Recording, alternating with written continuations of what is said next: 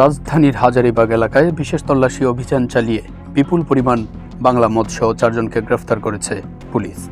আচ্ছা, মদ পাওয়া যায় কই এখানে? হ্যাঁ, কোথায়?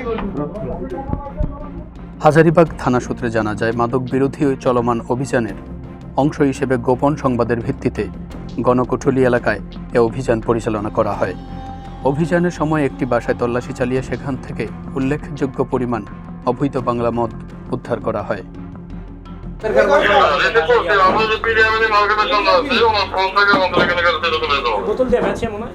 উদ্ধারকৃত মদের সঙ্গে সংশ্লিষ্টতার অভিযোগে ঘটনাস্থল থেকেই 4 জনকে আটক করা হয়।